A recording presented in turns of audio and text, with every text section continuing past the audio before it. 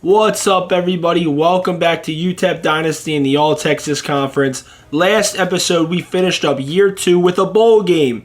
The best bowl in all of college football. The Pop-Tart Bowl. The real national championship. Sadly, we lost. Duke gets to eat the Pop-Tart. Good for them. But now we have to get into the offseason, regroup, and try to get better for next year. That's what we'll be doing in this episode. We have 3 SEC teams, Georgia, Tennessee, and Alabama, making the college football playoff. You have 3 All-Texas Conference teams, which is Texas A&M, SMU, and Texas Tech. And then you also have 3 Big Ten teams, Ohio State, Notre Dame, and Indiana. You have an ACC team with Miami making it, and you also have Oklahoma and UCLA. Oklahoma's in the Midwestern Conference, and UCLA is in the Pac-12.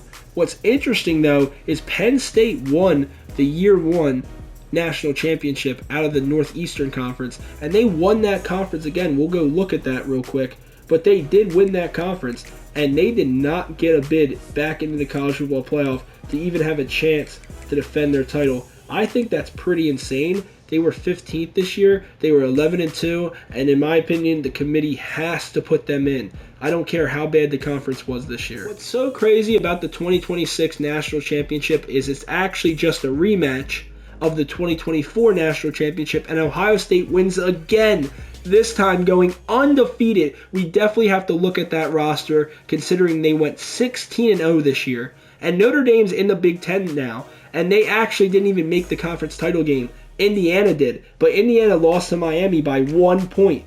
And another thing I do want to highlight is the All-Texas Conference did not play well this year in the postseason. We need to be better. Honestly, we need UTEP to step up and start making this conference a little more prestigious, because in the playoffs, we're getting spanked by the SEC and also Oklahoma, who's in the Midwestern Conference now.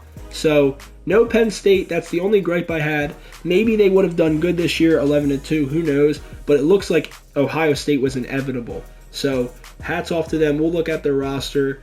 And this is the bracket. I forgot to do the bracket in the last season, so I'm glad I remembered this time. I really quick just want to go through each conference and just look at teams that are exciting, that aren't really good usually, that are playing good in these regional conferences, or teams that are bottom feeders. So Wake Forest and Appalachian State in the ACC right now, they're impressing me. I'm not going to lie. Also, Coastal Carolina and Old Dominion not having a single win. They couldn't find a single win on their schedule. That's just sad. You look at the American, which is now the Northeastern Conference. Penn State's owned this conference for 2 years, but West Virginia and Pittsburgh have also been damn good in this conference so far. UConn being good is exciting. I wasn't expecting that. And Army being so bad is sad. I was hoping they might have a chance to fight in this one, now that the conference does have some smaller teams. But no, they did it good in the American, so I thought this wouldn't be that bad for them. Temple and Delaware can't get their act together, and the Big 12 is now the All-Texas Conference, and seeing UTEP, our program, round out the top 5 is amazing. But I know a big reason for that is we had to play all the bottom feeders this year. 5 of the 8 games we played in conference were against these 5 teams, all bottom feeders: Texas State, North Texas, UTSA, and Rice, and also Sam Houston.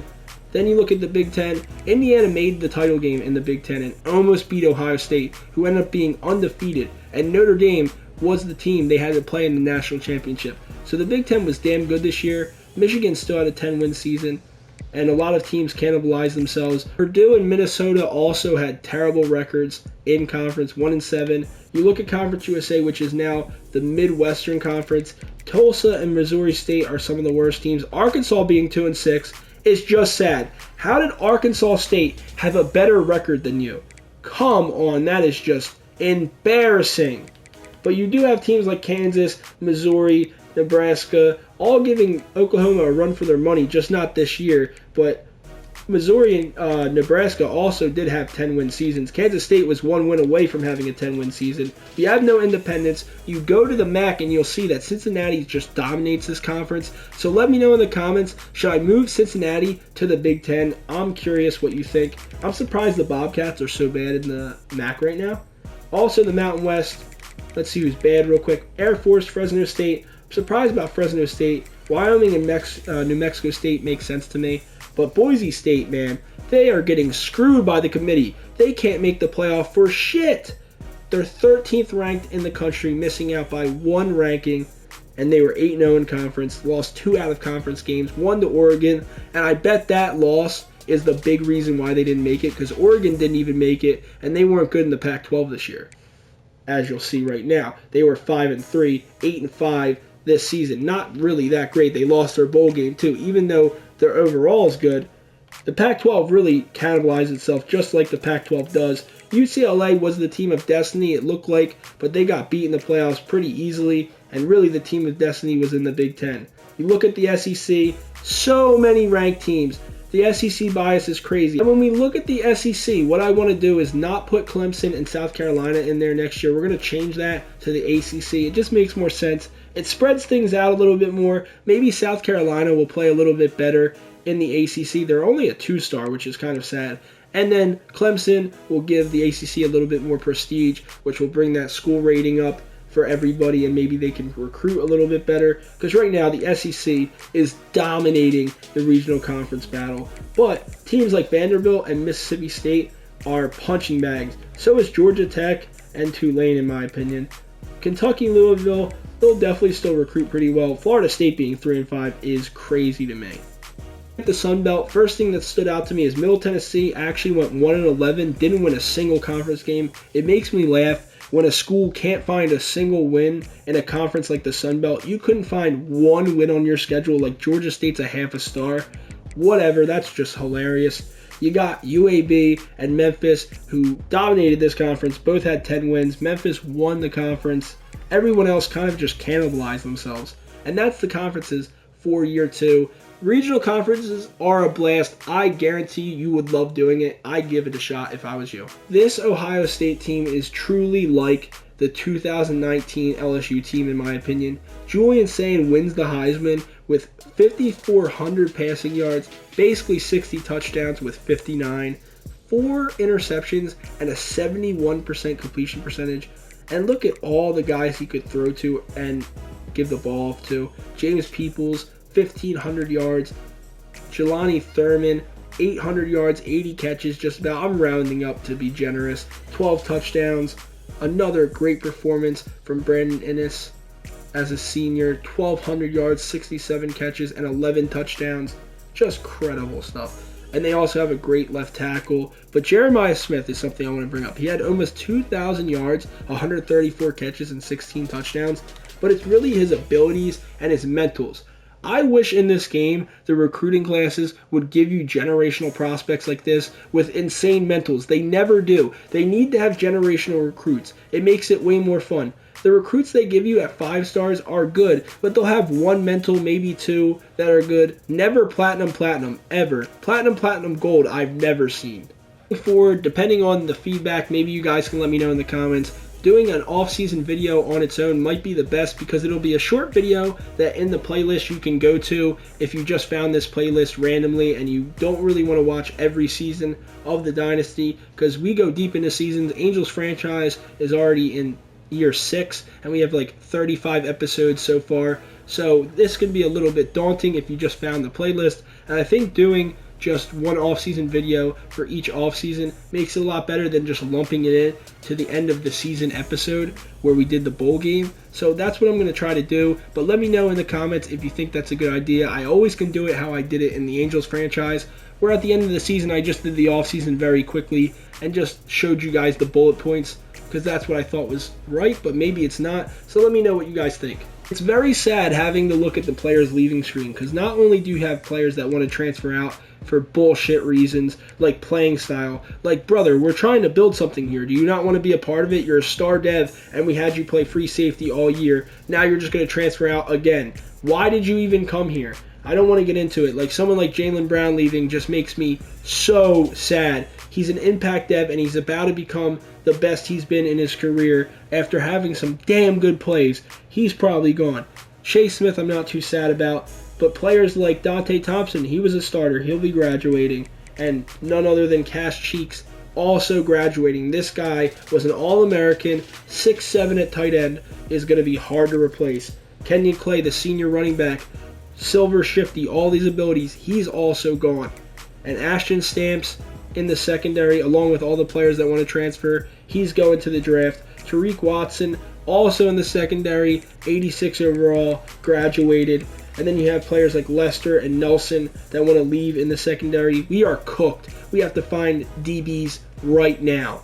All these players I wanted to stay. I wanted it to be Charles Lester III. He has star dev, and we played him at safety. He can play everywhere. He is not staying. Brian Nelson II decided to stay, and you can see he is a great slot corner. He is perfect for what we're trying to do here in the 4-2-5. That is awesome. We got him to stay. And Jaylen Brown leaving hurts my heart so bad. Our OC has actually elite recruiter. Mark Halla is a great offensive coordinator. And our defensive coordinator, Bobby Daly, has master motivator. So I hope we can keep these guys for a lot of years. Because right now what we're trying to do is we build up recruiter a little bit. But if Ashton Stamps can get drafted in the first round and we can get one other draft pick in the first round pretty early on, hopefully we can get talent developer. This is the best tree in the game in my opinion. But if you can't get that, motivator's the second best. We have 26 points. And I want to make sure we get that tier 3 for Paul Schofield so that offseason makes a difference.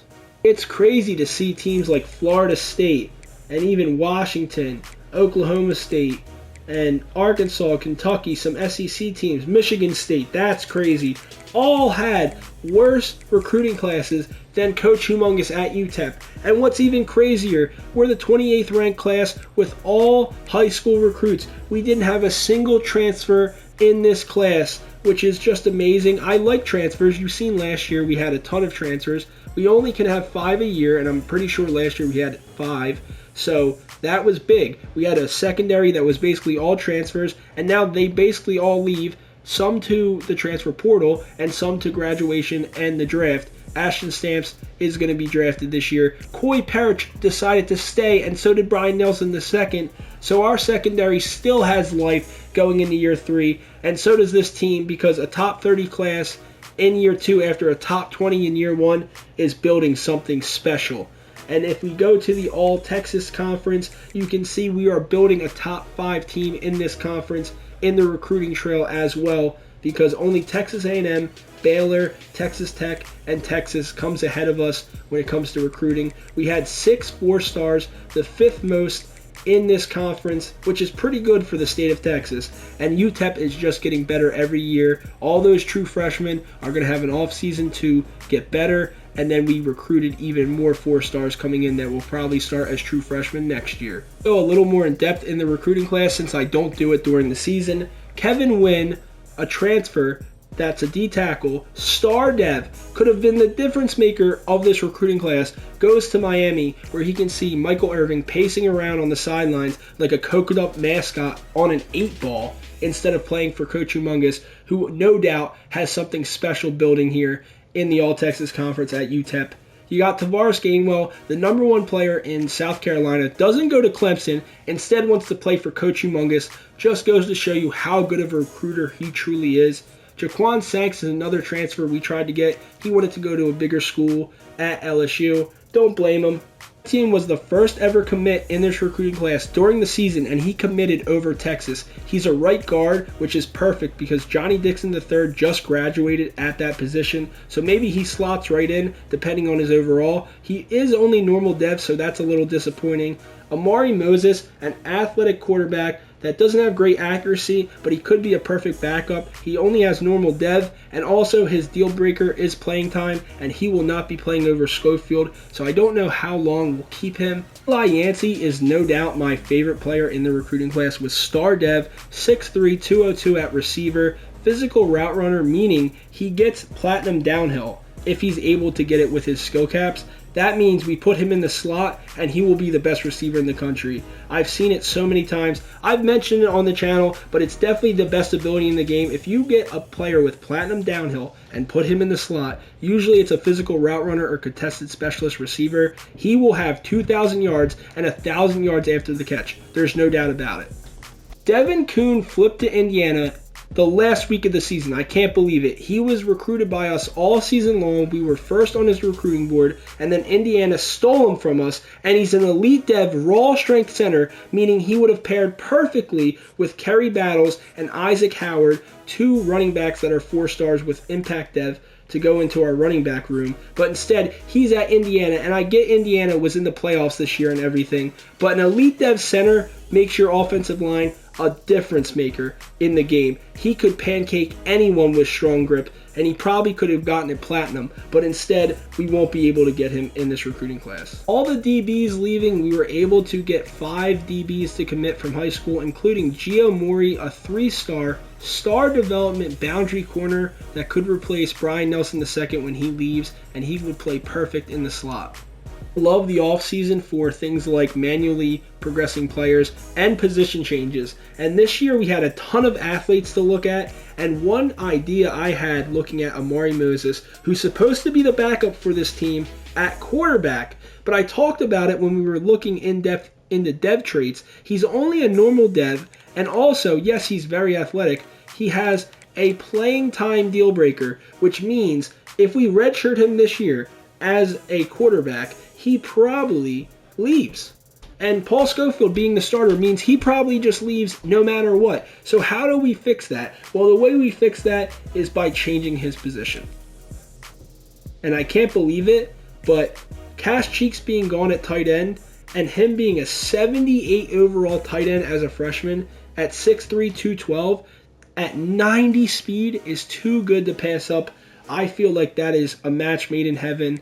Even though he's not as tall as Cash Cheeks, he will be way more athletic, and I think it's a no-brainer. Favorite athlete is actually the thumper linebacker, because you'll see that they are very athletic, and what you can do is you can turn them into safeties because of how athletic they are. So you can put him back at free safety, and Matt Coxey is going to be the strong safety that replaces none other than Dante Thompson, who graduated as a senior and was so good. I'm not going to lie, he was only like a 68 overall, but he played so good in the run game, it was amazing.